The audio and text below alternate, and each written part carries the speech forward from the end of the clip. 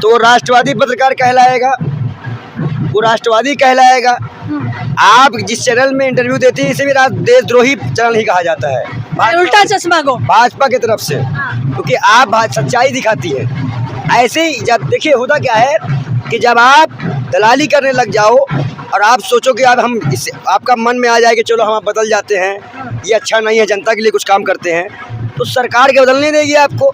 आप ही देखा नहीं कि पत्रकारों की नौकरी छीन ली गई, अभी आपने देखा पत्रकारों के कपड़े भी उतरवा दी गए मध्य प्रदेश में। तो ये जो लोकतंत्र है, जो खूबसूरती लोकतंत्र की थी, वो खत्म है। अगर आज इस देश के प्रधानमंत्री एक मंत्री से स्मृति ईरानी पे क्या कहना चाहेंगे मुद्दे पे? वही एक मंत्री से पूछ लेना कि महंगाई अगर ज्यादा है तो आपके घर में चर्चा हुई तो धमकी दे रहे कि आप भी जो जेल गए थे, मैंने पूछा ये पर्सनल कहाँ से रह गया, आप मंत्री नहीं है, आप कहिए स्मृति मंत्री नहीं है, वो मंत्री है ना। और मंत्री रहते हुए उन्होंने 13 रुपये किलो के वादे, चीनी की वादे किए थे, कहाँ गए 13 रुपये किलो चीनी, उन्होंने मेरी जनता को बेवकूफ़ बनाया।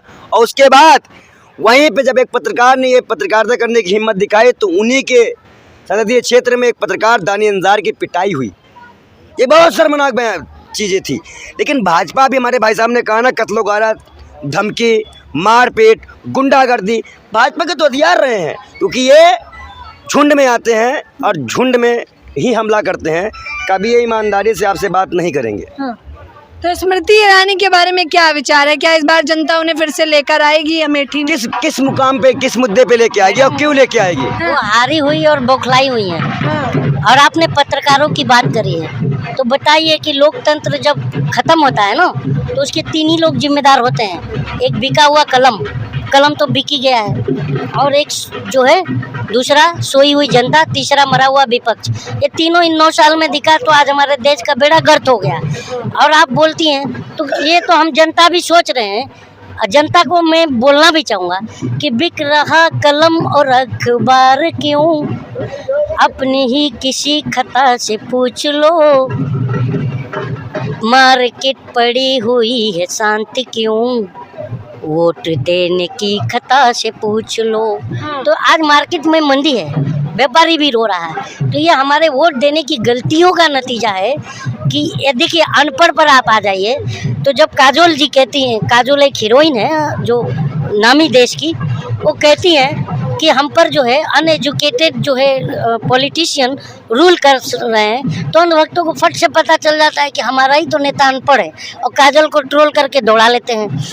ठीक है, अभी फिर अनपढ़ का बात आ गया तो भी इनका ही बात आ जाता है। जहाँ भी अनपढ़ का नाम लो तो ये समझ जाते हैं कि मेरा ही नेता है।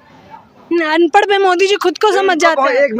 मैं बोलूँगा, अंधभक्त समझते हैं। नहीं, मैं एक बात बोलता हूँ, भाजपा के नेताओं में मैंने हमेशा देखा, मैंने 1-2 बार भी ये चीज़ें देखी है कि जैसे ही हम लोग, जैसे वो पूछेंगे कि आप क्या करते हो, तुरंत दे दो। लेकिन अगर हम पूछ ले कि आपकी डिग्री क्या है या आप क्या करे हो, और वो जैसे डिग्री दिखाएंगे तो उनकी डिग्री पहले तो फर्जी रहती है, इसका मतलब वो पढ़े लिखे नहीं हैं। मैं इस देश के प्रधानमंत्री से पूछता हूँ, 30 साल तक आपने भीख मांगी, जो खुद बोलो 5 साल क्यों कम कर रहे हो? नहीं, कहीं 30 बोले, नहीं 35 के बाद 40 भी बोले हैं।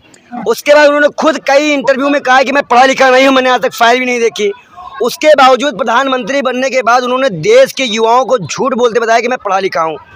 उसके बाद जोड़िए, स्मृति ईरानी 8वीं पास नहीं है, क्या डिग्री है उनकी बताएं? वो नहीं है, वो 8वीं पास दिखाएं स्मृति ईरानी डिग्री अपनी, 8वीं पास है ये स्मृति ईरानी। इसीलिए तो मैंने ट्रोल किया था 14 में जब इनको एजुकेशन मिनिस्टर बनाया गया था, तो हमने यही कहा कि 8वीं फेल मंत्री शिक्षा मंत्री बनेंगी क्या, तो इनको बुरा लग जाता है।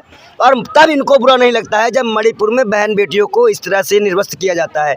इनको बुरा तब लगता है जब इनकी बेटी में मामले आते हैं। तो आप देख लीजिए कि किस प्रकार से आम जनता लगातार स्मृति ईरानी को अब घेर रही है और सवाल पूछ रही है सीधे तौर पर। 9 सालों में जो है ना मैडम जी, ये 9 सालों में जितने भी सांसद हैं अभी के भाजपा के, ये सब दगे हुए कारतूस साबित हो चुके हैं। अब भाजपा को टेंशन है कि ये कैसे सरकार में आएगी।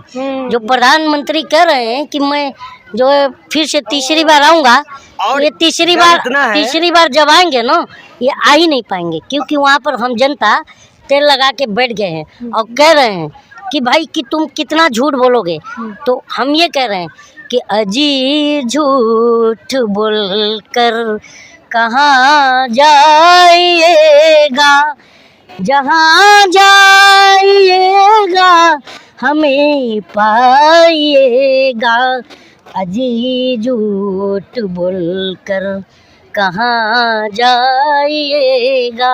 और आगे जनता कह रहे हैं कि चौराहे पर एक बार आ जाओ तो जाने, अच्छे दिन हमारे ले आओ तो जाने, दो करोड़ रोजगार दिलाओ तो जाने, न दंगे फसाद कराओ तो जाने। अजी लाख जुमलों में छुप जाइएगा, अग्निवीर बनाकर न बच पाइएगा।